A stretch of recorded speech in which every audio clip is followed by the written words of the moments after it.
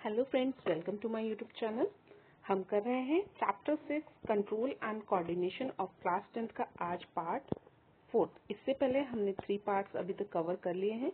तीनों पार्ट्स आपको इस चैनल के प्लेलिस्ट कंट्रोल एंड कोऑर्डिनेशन में मिल जाएंगे, प्रीवियस 3 पार्ट्स। ओके, चलिए आइए आगे का आज का टॉपिक शुरू करते हैं, जिसका नाम है, आज के पार्ट का फर्स्ट टॉपिक है how does the nervous tissues causes action. देखो, नर्वस टिश्यू, जिस मैसेज आया इट इज ओके, आपका बॉडी कैसे कंट्रोल एंड कोऑर्डिनेशन कैसे वर्क करता है आपके बॉडी में। आपके एक्सेप्टर पार्ट से वो मैसेज जाता है ब्रेन, स्पाइनल कॉर्ड, फिर ब्रेन से प्रोसेस हो के फिर स्पाइनल कॉर्ड, फिर आपका मोटर नर्व के थ्रू आपके जहां भी आपने एक्सेप्ट करा था वहीं पे आके दोबारा आपको मैसेज मिलता है क्या करना है। बट वो मूवमेंट कैसे होगी, जहां पे भी मैसेज आया आपके हाथ में, सपोज आपने किसी गर्म चीज को पकड़ा है, आपको उसको छोड़ना है, तो वो मैसेज, वो एक्शन कैसे परफॉर्म होगा वो हम पहले जानते हैं। देखिए, when a nerve impulse reaches the muscle fibre must move. ठीक है, the muscle cells will move by changing their shape so that they shorten. Muscle cells have special proteins that change both their shape and their arrangement in the cell in response to nervous electrical impulses. When this happens, new arrangement of these proteins give the muscles cells a shortened form. मतलब क्या है इसमें, देखो, जब आपके क्या है message आके पहुंचता है आपके मसल तक, मसल्स में क्या होता है, आपकी जो स्पेशल प्रोटीन्स है उसमें क्या होता है, शेप का चेंज होता है। जैसे आपके इस जगह पे आके कौन पहुंचते हैं, आपके मसल फाइबर के पास जैसे ही इलेक्ट्रिकल इम्पल्सिस आके पहुंचती हैं, तो उसके प्रोटीन में क्या होता है, उसके प्रोटीन के शेप में चेंज आता है, अरेंजमेंट में चेंज आता है, जिसकी वजह से क्या होता है, आपका वो मसल सेल क्या हो जाता है, शॉर्टर फॉर्म में आ जाता है, जिसकी वजह से आपका हाथ पैर जो भी बॉडी ऑर्गन है, बॉडी पार्ट है, वो मूवमेंट कर पाता है। तो आप कैसे इसको समझेंगे कि आपका नर्वस टिश्यू आपके एक्शन कैसे कॉज कराते हैं, जब आपके मैसेज आके पहुंचते हैं, आपके सपोज आपके हैंड के पास अगर ये मैसेज आके पहुंच रहा है, तो यहाँ पे क्या है, यहाँ पे प्रोटीन वगैरह अपनी क्या करेंगे, अपना अरेंजमेंट, इसमें नया अरेंजमेंट लाएंगे, शेप में चेंज होगा, जिसकी वजह से यहाँ पे क्या हुआ, मूवमेंट हम देख पाते हैं। ओके, होप आपको ये वाला टॉपिक क्लियर हुआ होगा। आइए नेक्स्ट टॉपिक पे चलते हैं। नेक्स्ट टॉपिक हमारे पास क्या है, कोऑर्डिनेशन इन प्लांट। अभी तो हमने देखा एनिमल्स में कैसे था कि पकड़ लिया, कोई गर्म चीज तो छोड़ देंगे, कैसे उसमें नर्वस टिश्यूज पूरे नर्वस आपके पेरिफेरल नर्वस सिस्टम काम कर रहा है, कैसे सेंट्रल नर्वस सिस्टम काम कर रहा है, क्या आपका रिफ्लेक्स आर्क होता है, ये सब हमने देखा। अब देखो, हमारा प्लांट्स में भी सेम कुछ कोऑर्डिनेशन चल रहा होगा, तभी तो हम उसमें ग्रोथ देखते हैं, या कुछ प्लांट्स में हम सर्टेन चेंजेस देखते हैं। देखो, प्लांट के पास ना तो क्या होता है, कोई मसल है, ना उनके पास क्या है, कोई नर्वस सिस्टम है। तो ये काम वो स्टिमुली, तो उनको भी जब आसपास चेंज दिखते हैं, उनकी बॉडी में भी चेंजेस आते हैं। पर कैसे आते हैं, आइए इसी को जानते हैं। फर्स्ट ऑफ ऑल हम एग्जाम्पल देखते हैं, जो आपका छुई मुई प्लांट होता है, होप आपने देखा होगा, उसको जैसे ही हम टच करते हैं, उसे इंग्लिश में टच मी नॉट प्लांट भी कहा जाता है, इसको जैसे हम टच करते हैं उसकी सारी पत्तियां सिकुड़ जाती हैं। ठीक है, they begin to fold up and droop, है ना, ये देखो है। उसके बाद क्या है, ऐसे ही when a seed germinate the root goes down, the stem comes up into air, what happens, क्या होता है, देखो हमने तो अगर हमने एक गमले में यहाँ पे कोई सीड लगाया है, तो क्या होता है, धीरे धीरे वो पेड़ ऐसे उगता है, और ऊपर के साइड क्या होता है, उसमें पत्तियां लगने लगती हैं, है ना, और नीचे के साइड वहीं पे क्या हो रहा होता है, उसके सपोज यहाँ पे हम देख ले, यहाँ पे उसके क्या होते हैं, रूट्स नीचे की साइड बढ़ रही होती है। ऐसा क्या होता है कि ये वाला पार्ट ऊपर की साइड ही जा रहा है, ये वाला पार्ट नीचे जा रहा है, ये सब क्या है, क्वेश्चन ही तो है। देखो, तो इसके लिए हमारे पास क्या है, प्लांट्स क्या करते हैं, दो तरीके की क्या दिखाते हैं, two different types of movements दिखाते हैं। One depend on the growth पे डिपेंड, जैसे कि हमने अभी देखा प्लांट ऊपर जा रहा है, रूट नीचे आ रहा है, ये सब। और अदर है इंडिपेंडेंट ऑफ ग्रोथ के अलावा, जैसे कि आपने छुई मुई में देखा, उसमें ग्रोथ की वजह से वो मूवमेंट नहीं आ रहा था, that movement is coming because हम उसको टच कर रहे हैं, तो उसमें कुछ ऐसा सेंसेशन मिल रहा है उसको, या कुछ ऐसा उसको उसमें केमिकल रिएक्शन हो रहा है, जिसकी वजह से, केमिकल है ये क्या है वो हम आगे जानेंगे, कि जिसकी वजह से वो क्या कर रहा है, अपनी सारी पत्तियों को फोल्ड कर दे रहा है। ठीक है, आइए नेक्स्ट देखते हैं। ओके, देखो, इमीडिएट रिस्पॉन्सेज टू स्टिमुली, इसका मतलब क्या है, इमीडिएट मतलब साथ ही साथ, जैसे ही कोई एक्सटर्नल चेंज हुआ, तभी के तभी आपके प्लांट में या किसी भी ऑर्गेनिज्म में अगर चेंज आता है। तो अभी हम स्पेशली किसके रिगार्डिंग पढ़ रहे हैं, प्लांट्स के रिगार्डिंग। देखिए, प्लांट्स क्या है? Plants also use electrical chemicals means to convey this information from cell to cell. देखो प्लांट में भी क्या यूज होता है? इलेक्ट्रिकल केमिकल मीन्स होते हैं जिससे वो क्या करते हैं, अपने इंफॉर्मेशन को कन्वे करते हैं एक सेल से दूसरी सेल तक, ठीक है। लेकिन एनिमल्स की तरह उनके पास क्या स्पेशलाइज टिश्यू नहीं होते, है ना, इस चीज को करने के लिए। जैसे हम लोगों में तो प्लांट्स सॉरी एनिमल या फिर ह्यूमंस में स्पेशलाइज टिश्यू है जो इन एक सिग्नल्स को इधर उधर ले जा रहे हैं, पर प्लांट्स में तो ऐसा नहीं होता। तो प्लांट्स में ऐसा क्या होता है? देखो again finally again as animals some cells must change shape in order for movement to happen. Instead of specialized protein found in animal muscle cells, plant cells change shape by changing the amount of water in them, resulting in swelling or shrinking and therefore in changing shapes. देखो यहाँ इन्होंने बोला है plants के पास कोई भी special muscle नहीं है, प्रोटीन नहीं है, मसल प्रोटीन नहीं है जिसमें चेंज होगा और उसमें आप देख पाएंगे कि वो या तो है कुछ भी मूवमेंट कर रहा है स्टिमुलिक से रिलेटेड। जैसे हमने फर्स्ट वाला टॉपिक आज का देखा था, जैसे कि हमारे ह्यूमन बॉडी में होता है प्रोटीन में चेंज की वजह से आपके मसल्स में चेंजेस आते हैं, जिसकी वजह से आप स्टिमुली को लेकर रिएक्ट करते, कुछ भी रिस्पॉन्ड करते। प्लांट्स में लेकिन ऐसा कुछ भी नहीं, उसमें तो मसल्स ही नहीं, तो मसल प्रोटीन कहाँ से है? तो उस केस में प्लांट में क्या आता है? वाटर हेल्प करता है। जैसे कि आपने स्टोमेटा के केस में पढ़ा होगा, स्टोमेटा के केस में जैसे मैंने बताया था कि क्या होता है, स्टोमेटा में पानी की ही वजह से क्या होता है, वो ओपनिंग होती है और दूसरे टाइम वो वहीं पे क्लोज भी हो जाता है। ऐसा क्यों होता है? देखो जब पानी ज्यादा आ जाएगा इसके अंदर तो ये हो जाता है ओपन, स्वेलो होने के कारण, स्वेलिंग होने के कारण। वहीं पे इसमें क्या होता है, पानी जैसे ही निकल जाएगा श्रिंक होगा और उसका माउथ जो होगा वो क्लोज हो जाएगा। तो वही जो प्रोटीन का काम मसल्स में, हमारे मसल्स में जो प्रोटीन जैसे काम कर रहे थे, वैसे यहाँ पे वाटर क्या काम करता है प्लांट्स में, ताकि ये एक्सटर्नल स्टिमुली को क्या कर सके, रिस्पॉन्ड कर सके। होप आपको समझ आया होगा। इसमें हमने क्या देखा, प्लांट्स के पास मसल्स नहीं होते, मसल प्रोटीन नहीं होते, बट उनके अंदर हमें मूवमेंट किस वजह से मिलता है? Due to water. वाटर की वजह से कभी कभी वो स्वेलिंग हो जाती है उनमें, तो कभी क्या हो जाता है, श्रिंकिंग होती है, जिसकी वजह से उनके शेप में चेंज आता है। ओके, नेक्स्ट टॉपिक हमारे पास क्या है? Movement due to growth. देखो प्लांट में कुछ मूवमेंट क्या है? ग्रोथ है, ग्रोथ की वजह से है। जैसे कि आप क्या देखते हैं, movement due to growth in plants called tropism. Growth की वजह से कोई भी अगर चेंज आ रहा है प्लांट में, उस ग्रोथ को क्या उसको क्या कहते हैं? हम ट्रॉपिज्म कहते हैं। ट्रॉपिज्म क्या हो सकता है? डायरेक्शनल हो सकता है in response to stimuli such as roots growing towards water, hydrotropism जिसको कहते हैं, और शूट्स ग्रोइंग टूवर्ड्स सन जिसको फोटोट्रोपिज्म कहते हैं। देखो डायरेक्शनल मतलब किसी पर्टिकुलर डायरेक्शन में चीजें मूव करती है। आपने देखा होगा, हमने स्टार्टिंग में ही देखा, आपकी जो रूट्स हैं वो हमेशा नीचे की तरफ ही बढ़ती हैं, जबकि जो शूट्स हैं वो किस साइड बढ़ती है हमारी, वो हमेशा ऊपर की तरफ। मतलब ये बिकॉज ऑफ सन ये वाली मूवमेंट हो रही है, ये वाली, है ना। लेकिन ये वाली क्यों हो रही है? यहाँ पे पानी है, पानी की वजह से ये इस साइड मूवमेंट दे रहा है। होप आपको ये समझ आया होगा। फिर देखो this process is a form of tropic movement where growth can be towards positive और negative tropism away from negative tropism the stimulus. देखो ट्रॉपिज्म आपका या तो पॉजिटिव हो सकता है, नेगेटिव। नेगेटिव और पॉजिटिव कब होता है? देखो अगर कोई चीज है, जैसे मैं सन से रिलेटेड देखती हूँ, यहाँ मैं आपको दोनों का बताती हूँ, पॉजिटिव कब है, नेगेटिव कब है। ये मेरा ग्रो कर रहा है एक प्लांट यहाँ पे, ठीक है, और यहाँ पे उसकी रूट्स, ठीक है। यहाँ देखोगे आप ये वाली चीज टुवर्ड्स सन ग्रो कर रही है, लेकिन ये वाली चीज अवे फ्रॉम सन ग्रो कर रही है। क्या आपका शूट पार्ट किसकी तरफ ग्रो करता है? आपका शूट पार्ट जो है वो ग्रो करता है टुवर्ड्स सन, लेकिन वहीं पे ये रूट पार्ट कहाँ ग्रो करता है? ये टुवर्ड्स द आपका जमीन की तरफ, टुवर्ड्स द अर्थ ग्रो करता है। तो यहाँ पे आपने क्या देखा, ये है आपका कौन सा वाला, ये है आपका पॉजिटिव ट्रॉपिज्म, लेकिन ये इससे अवे जा रहा है, तो ये वाला कौन सा होगा? Negative tropism. ओके, होप आपको ये भी टर्म क्लियर हुई होगी। उसके अलावा क्या है हमारे पास?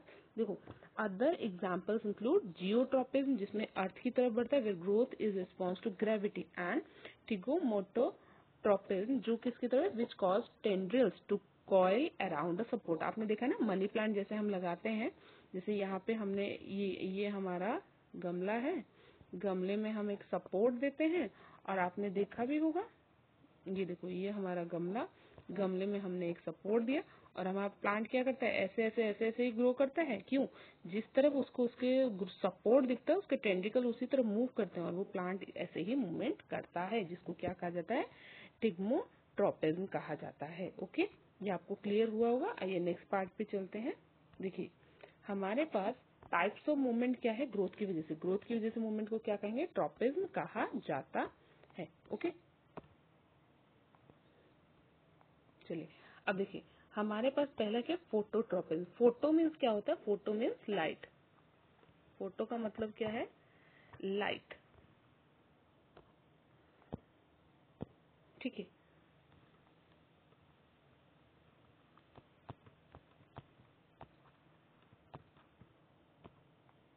ठीक है, आप समझ लीजिए, वहां लिखा नहीं जा रहा क्योंकि फोटो मीन्स लाइट होता है। तो फोटोट्रोपिज्म ऐसा कोई ग्रोथ जो रिलेटेड किसके हो, लाइट की वजह से हो रहा है। देखो, a plant responses to light, shoots are positively phototropic growing towards a light source while roots are negatively phototropic growing away from it। देखो अभी हमने जैसे समझा था प्रीवियसली, वही इसने बोला हुआ है। फोटोट्रोपिज्म मतलब ग्रोथ ड्यू टू लाइट, और लाइट की तरफ अगर हो रहा है उसी को हम क्या कहेंगे, पॉजिटिव फोटोट्रोपिज्म कहेंगे।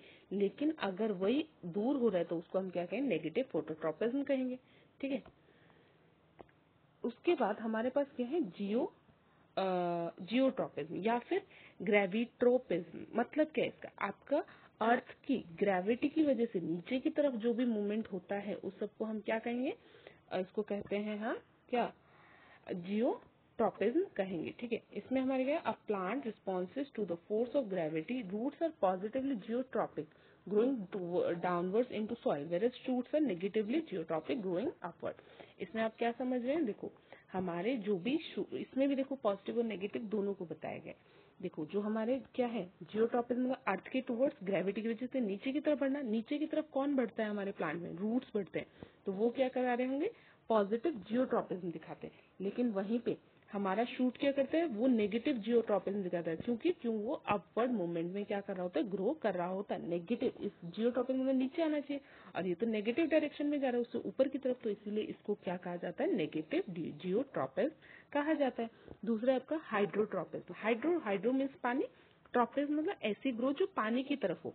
ठीक है, a plants movement in response to water, roots grow towards source of water, a phenomenon known as positive hydrotropism। Positive hydrotropism क्या है, देखो ऐसा मूवमेंट, ऐसी ग्रोथ प्लांट की जो किसकी तरफ है, प्लांट की तरफ। और प्लांट की तरफ ढूंढते ढूंढते कौन सा पार्ट जाता है, आपका प्लांट का जो रूट पार्ट है वो नीचे नीचे और जाता रहता है। क्यों, ताकि उसको वाटर मिले। तो ये वाटर की तरफ मूवमेंट है, तो इसी के लिए ये क्या है, पॉजिटिव हाइड्रोट्रोपिज्म। कौन दिखाता है, आपका रूट दिखाता है पॉजिटिव हाइड्रोट्रोपिज्म। उसके बाद आपका आता है फोर्थ वाला जिसका नाम है थिग्मोट्रोपिज्म। ये कौन सा था, अभी हमने पढ़ा था, ये कैसा है, a plant response to touch और कॉन्टेक्ट। ऐसा कोई भी आपका प्लांट में चेंज आना जो किसकी वजह से आ रहा है, ड्यू टू टच और कांटेक्ट। ये क्या है, जैसे कि हमने पढ़ा था, हमारा मनी प्लांट क्या करता है, एक सपोर्ट के चारों तरफ ही बढ़ता रहता है। जैसे उसको सपोर्ट मिलता है उसको वो टच की वजह से उसको क्या हो रहा था, उसको एक उसके अंदर वो फिर वो उसी तरफ बढ़ने की कोशिश करता है। The coiling of tendrils around a support is a classic example which occur due to differential growth on the site in contact with the contact versus the side away from it। देखो ये ऐसा होता है, टिग्मोट्रोपिज्म में क्या होता है, आपके जो टेंड्रल्स होंगे, जो भी ऐसा प्लांट होगा जो सहारे से बढ़ता है, ओके, जैसे उसको सहारा मिलेगा तो उसका वो क्या होगा, पॉजिटिव ट्रोपिज्म वो दिखाना उसके लिए शुरू करेगा। उसके बाद है केमोट्रोपिज्म। केमो मतलब केमिकल की वजह से जो ग्रोथ हो रही है केमिकल के टूवर्ड्स, तो उसको केमोट्रोपिज्म कहा जाएगा। देखो, a plant response to chemicals, for instance जैसे कि पॉलन ग्रेन क्या करते हैं, grow towards the ovule due to chemical signal during fertilisation. Fertilisation के दौरान जो पॉलन ग्रेन है हमारे, वो किसकी तरफ मूवमेंट करते हैं, ओव्यूल की तरफ करते हैं। ये किसका एक एग्जांपल है, आपका केमोट्रोपिज्म। क्योंकि यहाँ पे केमिकल की वजह से ये ग्रोथ हमें देखने को मिलती है, इसीलिए इसका नाम क्या है, केमोट्रोपिज्म। होप आपको ये सारे टर्म्स समझ आए होंगे। अगर कहीं भी कोई डाउट है प्लीज कमेंट में जरूर बताइए, I will definitely try to answer your question. अब देखो, अब क्या है, केमिकल कम्युनिकेशन। केमिकल कम्युनिकेशन की जरूरत क्यों पड़ती है, आइए सबसे पहले तो यही जानते हैं। देखो, कभी भी अगर आपने देखा कि हमने अभी तक इलेक्ट्रिकल सिग्नल्स के बारे में पढ़ा था। इलेक्ट्रिकल सिग्नल्स क्या है? देखो, इलेक्ट्रिकल सिग्नल्स पूरी बॉडी में एफिशिएंटली नहीं जा सकते, चाहे वो प्लांट्स हो चाहे वो एनिमल हो, क्योंकि अगर कोई सेल अगर एफिशिएंट नहीं है उसे इलेक्ट्रिकल सिग्नल को लेने के लिए, तो वहां तो इलेक्ट्रिकल सिग्नल काम नहीं करेगा, तो बॉडी का वो हिस्सा तो बिल्कुल क्या रह गया, वो डिप्राइव रह गया इस सब चीजों से। तो इसी के लिए हमारी बॉडी में या प्लांट की बॉडी में क्या मिलता है? केमिकल कम्युनिकेशन होता है। केमिकल कम्युनिकेशन मतलब आपका वो केमिकल एक जो भी जिस भी स्टिमुली के लिए बना है वो बॉडी में क्या होता है? रिलीज होता है, वो डिफ्यूज होके पूरे बॉडी पार्ट हर सेल को मिलता है, और जहाँ पे जो एक्शन परफॉर्म होना होता है उसकी वजह से होता है। तो यही केमिकल कम्युनिकेशन में हमारा कौन पिक्चर में आता है? आते हैं हार्मोन्स। हार्मोन्स आते हैं, ठीक है। देखो, chemical communication is essential in multicellular organism like plants and animal to coordinate cellular activity, regulate growth, metabolism and respond to environmental changes. Unlike the nervous system which transmit electrical impulses that have limited reach and require rest periods, chemical signaling mediated by hormones provides a continuous and widespread method of communication throughout the entire body। देखो क्या होता है? Chemical signal. देखो chemical signal आए क्यों, और एक इसका ड्रॉबैक क्या था इलेक्ट्रिकल इम्पल्स का? देखो एक बार में एक ही बन पाता है वो इलेक्ट्रिकल इम्पल्स, उसको कुछ देर वेट करके फिर वो दूसरा बनाएगा। ऑब्वियसली ये बहुत टाइम टेकिंग हो जाएगा हमारी बॉडी के लिए, या प्लांट की बॉडी के लिए, किसी भी लिविंग ऑर्गेनिज्म की बॉडी के लिए। तो उस केस में हमारा पिक्चर में क्या आ जाता है? केमिकल कम्युनिकेशन आता है, जो क्या करता है बॉडी में, पूरी बॉडी में जहां जहां आपका इलेक्ट्रिकल सिग्नल काम नहीं कर सकता वहां पे जाता है। ये किस किस चीज में हेल्प करता है? आपकी सेल्यूलर एक्टिविटी में, आपका रेगुलेट ग्रोथ, मेटाबॉलिज्म, उसके साथ साथ रिस्पॉन्ड क्या करता है? एनवायरमेंटल चेंजेस को रिस्पॉन्ड करता है। होप आपको ये चीज समझ आई होगी। चलिए आगे नेक्स्ट टॉपिक को देखते हैं, हमारा क्या है? अब हम प्लांट के हार्मोन के बारे में जानते हैं। देखो प्लांट हार्मोन क्या है हमारे? Plant hormone, plant growth regulator जिनको भी कहा जाता है। इसमें देखो पहला क्या है? ये वो है प्लांट ग्रोथ रेगुलेटर जो ग्रोथ के लिए होते हैं, जैसे कि ऑक्सिन, गिबरेलिन और क्या है? साइटोकिनिन। लेकिन ग्रोथ जो इनहिबिटर, ग्रोथ को रोकते हैं, वो कौन कौन है हमारे पास? वो है हमारा एबिस्किस, क्या है? एब्सिसिक एसिड और है इथाइलिन एसिड। देखिए इसके बारे में अब जानते हैं क्या है। ये वाले जो है वो ग्रोथ के अपोजिट यानी रोकने का काम करते हैं, वाइल ये क्या करते हैं? ग्रोथ को प्रमोट करने का काम करते हैं। आइए इनको अब देख लेते हैं ब्रीफ में। देखो सबसे पहले क्या है? ऑक्सिन। ऑक्सिन कहाँ यूज होता है हमारा? ऑक्सिन का यूज क्या है? ये क्या है? Promote cell elongation, stimulate root formation and are involve in phototropism, bending towards light. देखो ये वाला हमारा हार्मोन किस में काम आता है? ये काम आता है आपका सेल को इलोंगेशन माने आपका ग्रोथ देने के लिए। उसके अलावा रूट को भी फॉर्मेशन देने में हेल्प करता है। उसके अलावा ये फोटोट्रोपिज्म में हेल्प करता है कि हमारा अगर प्लांट है, सन यहाँ पे ये इस साइड होगा तो यहाँ हमारा ऑक्सीजन रह के यहाँ ग्रोथ बढ़ाएगा, जिसकी वजह से ये ऐसे बेंड करता है।